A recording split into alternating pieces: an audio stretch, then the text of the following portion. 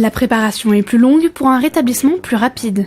Dans cette clinique de Versailles, à la pointe de la technologie sur la chirurgie vertébrale, la chirurgie est mini-invasive. Le but est d'être le moins agressif possible, de faire saigner le moins possible, d'ouvrir le moins possible pour prendre le moins de risques possible. Pour cela, le bloc opératoire a un équipement spécial, encore peu répandu de par son coût. On a des moyens d'imagerie avec des systèmes de guidage, des systèmes de reconstruction tridimensionnelle qui vont aider le chirurgien à voir aussi bien que s'il avait ouvert complètement, à guider son geste et à rendre le geste, encore une fois, moins lourd pour le patient en fait. Cette machine, appelée O-arm, scanne une première fois le patient pour prendre toutes les mesures nécessaires au chirurgien.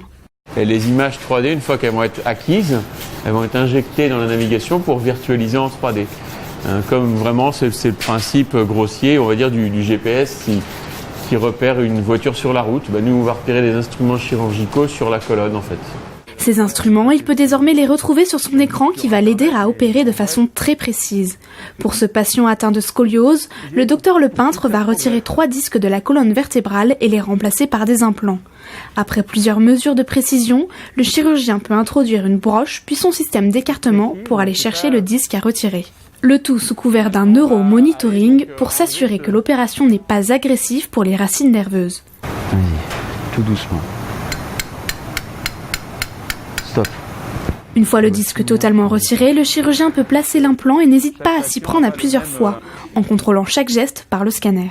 Oui, on a des repères radio-opaques sur l'implant qu'on met et on les aligne à des structures anatomiques bien précises pour que l'implant soit positionné comme on le désire. Et là, il est positionné comme on le désire. Voilà. Plus que 2 disques à remplacer pour que le patient ressorte sans ses douleurs de dos. Au total, l'opération dure environ 1h30. Face, peut-être.